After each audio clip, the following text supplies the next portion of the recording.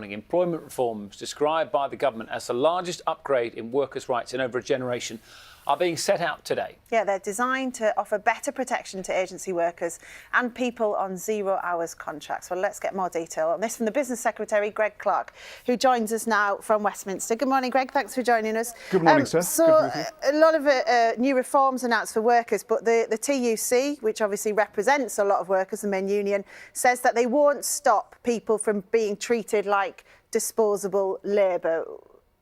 Is that true? No, I don't agree with that. It's a hugely ambitious package. It's come from an independent report that a man called Matthew Taylor, who spent a long time with a very comprehensive study of what the protections that workers have in the UK, where we are and where it should go. One of the things that he said is that as he put it, the British model works. We've got very high levels of employment, record highs. We've got very low levels of unemployment. But what he recommended, and we accept, is that now there's the opportunity to improve the quality of that work and to have really a target to improve the wages at work, improve the protections that people have, so that we can turn that success into increasing opportunities for people in work. You decided not to get rid of 0 hours contracts, though. Why? There's been a lot of criticism of them. Yeah, so again, Matthew Taylor in his report was very clear. He said that would damage more people than it would help, because it's the case, first of all, there are not that many people on 0 hours contracts. It's less than 3% of the working population, and 2/3 of those people have said that they prefer to be on contracts like that.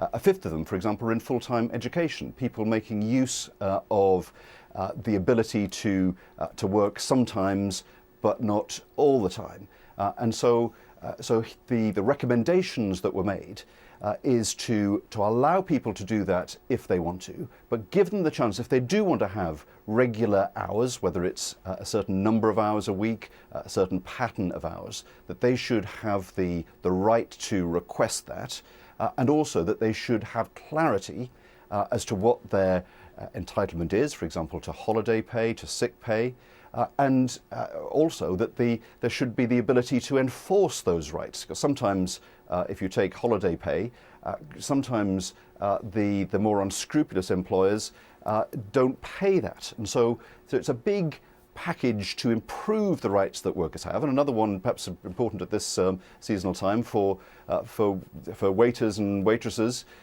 they will be able to count on all of the tips that customers leave them going straight to them rather than being siphoned off to their employer. So a big set of changes, and I think something that will be welcomed by workers across the country. And these reforms are obviously coming in at a time when there's great uncertainty for lots of businesses in the country at the moment. Are these reforms going to be implemented regardless of what happens with Brexit? Yes, in fact, we are laying the legislation in Parliament today for many of these reforms.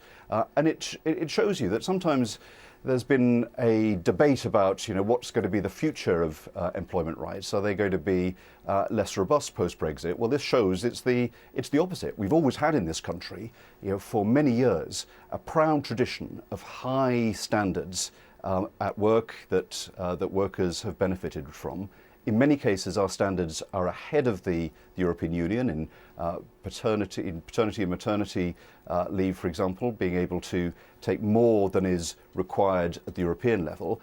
And this shows that we are going further than actually most other countries, so that as new technologies allow people to work in different ways, we will be prepared for that, to make sure that the rights that workers have keep up with the new technology. So it's I think it shows how we're going to maintain this tradition of being one of the places in the world in which workers are treated well. OK, at the moment there is a lot of speculation in the newspapers that you are part of a gang discussing a second referendum. Are you? I've never been part of a gang in Parliament in that way.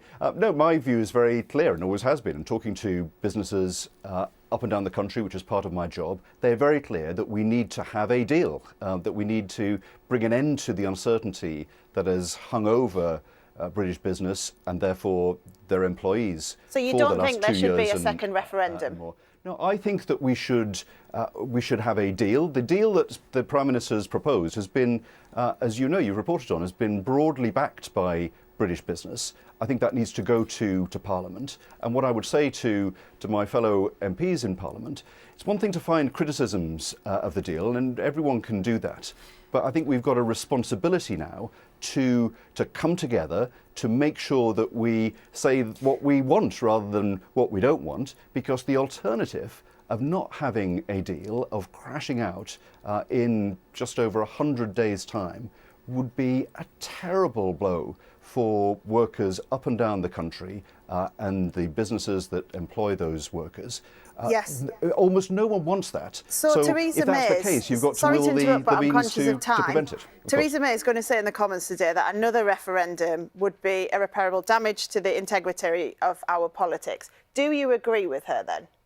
Well, obviously, the last referendum, I think everyone would reflect, was pretty divisive in terms of the debate and some of the bitterness that it introduced. Why and so now, I don't think though? anyone would think that a repeat of that would be any different. Which is why I think we need to come to a deal that Parliament can back. So why now? Why does the second referendum have to be ruled out now? Because we keep getting these red lines from the Prime Minister at the moment. Why now? Well, I think it's not so much that. It's the fact is that on the 29th of March, we will, unless we agree a deal, we will leave the European Union. Almost no one in the country wants to do that in a disorderly way. She's proposed a deal that implements Brexit, but it's something that British business, large and small, has said will allow us to not only to continue to trade and to continue to maintain the jobs that we have, but really importantly, and you and I have talked about this before, allow us to take some of the fantastic opportunities, because we are one of the world's leaders in some of the technologies of the future. Companies are lining up to invest in that, if only we can give them the certainty of what our relationship with Europe is going to be. And my concern is that to let that slip between our fingers and have another period of very damaging uncertainty Greg. wouldn't be good for the economy, wouldn't be good for workers, wouldn't be good for business, and wouldn't be good for Britain. Greg, you're from my neck of the woods. You know we say it how it is when it comes to, what's going on in the world. You might not sound like you're from Borough, but I know you are. Just put this straight for us. It doesn't feel like we're going to get certainty anytime soon.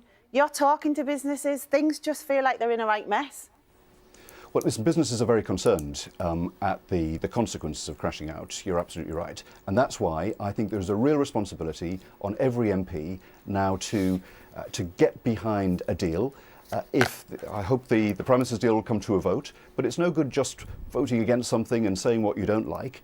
I think we've all got a responsibility now to vote for something that does work, and we need to do that very quickly, because as time ticks by, the confidence that investors in this country and overseas have diminishes, because investment is for the future, it's for the long term, and how can you do that with confidence if you don't know what that future is going to be? Greg Clark, thank you very much. That's Greg Clark Thanks. there, the Business Secretary.